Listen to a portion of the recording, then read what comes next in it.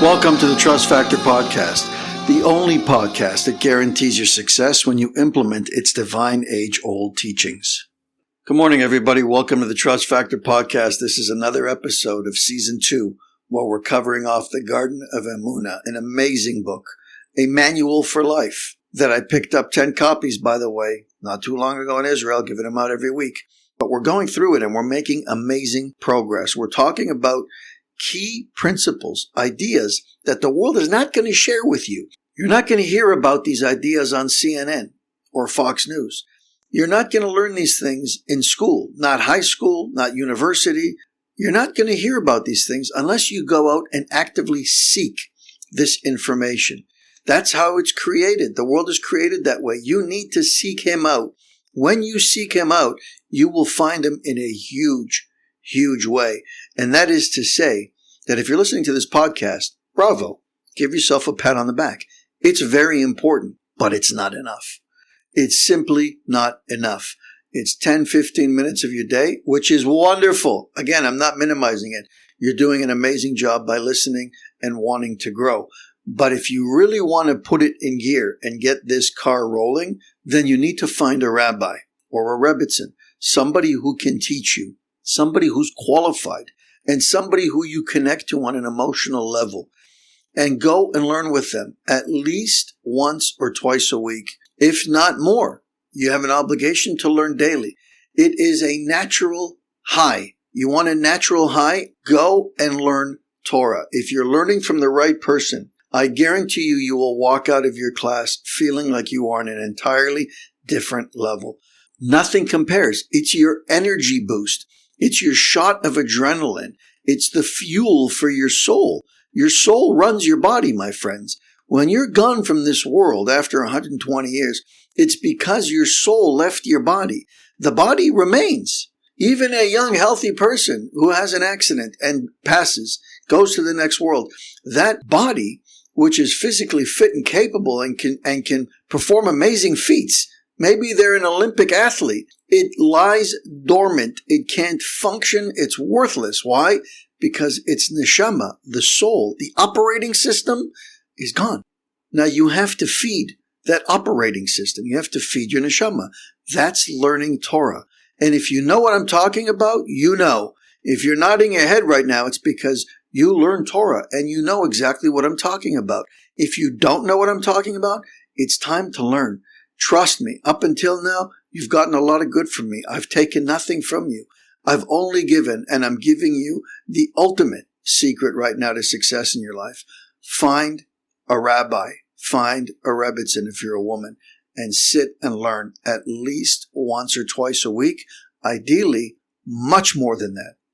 Getting back into the book, everything it says, not almost everything, that's the subject. What's he saying? Everything, not almost everything. He's saying that everyone must internalize the concept that everything that the Creator does is for the best, and not nearly everything. Not everything but the things that I can't wrap my head around. In fact, the exact opposite is true. Even if a soldier's in a battlefield surrounded and being attacked and bombarded in all directions, that soldier has to stop and say to himself, I know that the Creator does everything for the best. If he says, I know that he does everything for the best except for this can't be good, there's no way that I can interpret this as meaning good, then he's lost the point. He's missed it. He doesn't have real emuna. Even when in principle they accept the notion that everything that God does is for their best, their almost emuna is what's holding them back. You understand?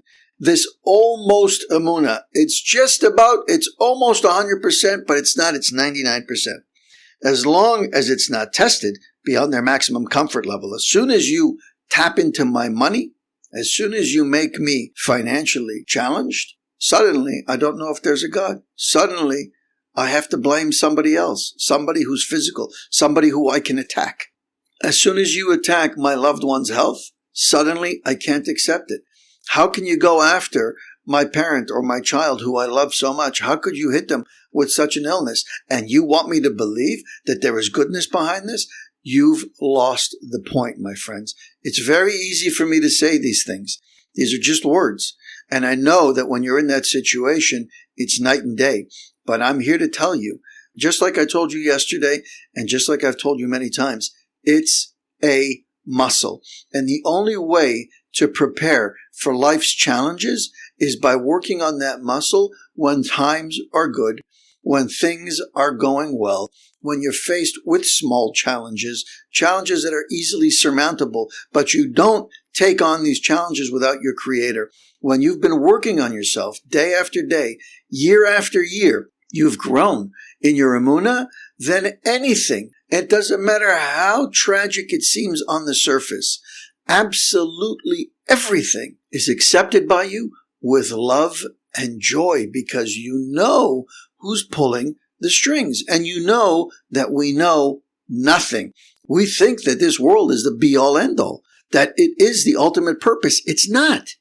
When you get that into your head, when you've understood that this is just a tool to utilize to be able to build your next world and everybody around it, including your parents, your children, your grandparents, when you've understood that they're in the same boat as you are, that this is a challenge and a test for them as much as it is for you, and that they are just passing through, then everything makes sense.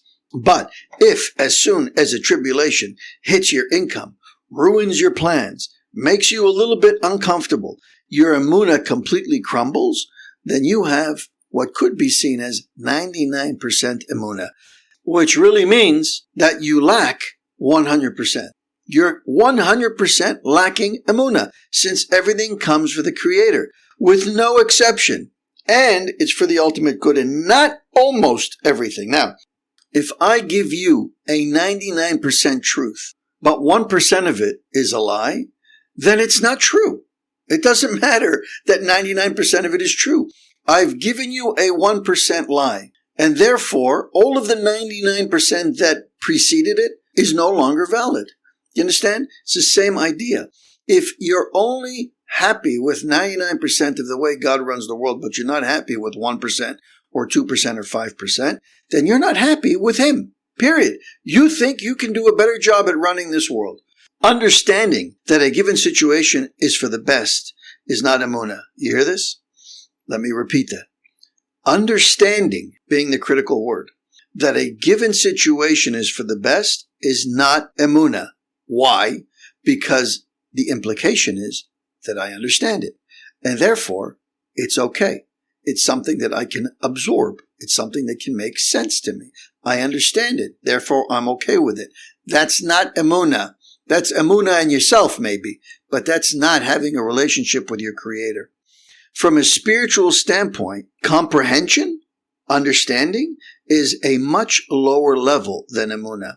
At the point where the brain no longer understands how the Creator is doing everything for the very best, that, my friends, is where emuna begins. Emuna begins, it kicks in when the brain kicks out. Very important principle, guys. That's the biggest test of emuna. Being okay with something because it makes sense, wonderful. You don't need God for that. You don't need anybody for that. It makes sense to you. Great. So you subscribe. You're all in. You deserve no credit because there's nothing difficult. There's no challenge. I understand it. I've analyzed it. It makes sense. I'm moving forward. Wonderful. Good. There's no test. The test comes when you don't know what's going on and why it's happening. When it goes against logic and reason. When it flies in the face of what you want. When it challenges the outcome that you want. And then you say, I accept. I'm rolling forward, despite the fact that I don't know. Despite the fact that it doesn't align with my expectations. I'm still rolling forward because I know who's running the show and I know everything is perfect, even though it doesn't feel right, even though I'm uncomfortable, even though I'm outside of my skin, I'm still running with it because I know what I'm doing is correct. At the end of the day, I'm doing His will. I did that analysis. Shiviti Hashem lenegdi tamid. I contemplated God before I made this move. I know it's a good move. I'm making the move. It's difficult for me. And I'm being challenged. Simple example like we gave many times. I decided to start going to shul in the morning. I went to shul. I get there. My car gets towed. And I'm out hundreds of dollars and my whole day's shot. Now, I can easily say to myself, it doesn't make sense. I came to shul to connect to my Creator. I came to pray with a minyan, with 10 men, to be able to connect to my Creator, because that's what He wants from me at the end of the day. It's a mitzvah. And I did it, and I got punished. I did it, and I got hurt. It cost me money. It cost me my aggravation. It's hard to swallow. It's hard to understand, never mind to accept. That, my friends, is when your emuna kicks in. That is when you recognize that it's the same God who brought you into this world and who gave you all the pleasures and joys and all the things that aligned with your expectations. It's the same God who got your car towed. And therefore, just like the father who knocked the cup of bleach out of the kid's hand before he drank it, there is nothing that my father would do for me that would hurt me. On the contrary, He wants my very best. And therefore, I know with absolute certainty that it was the best thing that could have ever happened that that car was towed, because God forbid, had I gotten into that car and driven away, there would have been a serious tragedy. Or I was supposed to give that money to tzedakah, but I didn't, because I'm not careful with how much I give. And I really owed 10 times or 100 times that amount. And God, in His divine mercy, allowed me to get off with $500. You understand? That's the outlook. When you have that outlook and you apply it to every situation in your life, nothing slows you down. Nothing gets you upset. Nothing makes you angry or sad. You don't have the negative emotions. You roll through life happy-go-lucky. There's a spring in your step. I can tell you that every time I go to learn Torah and I exit the building, there is a spring in my step. You explain that. It's very simple. You're connecting back to your ultimate purpose and the only truth that exists in this world. My friends, follow it. Don't delay. If you're still thinking about it, contemplating, don't know what you're waiting for, find yourself a rabbi, find yourself a rebbitzin, and start making these principles, these teachings, real in your life. Have an amazing day, my friends. We chat tomorrow.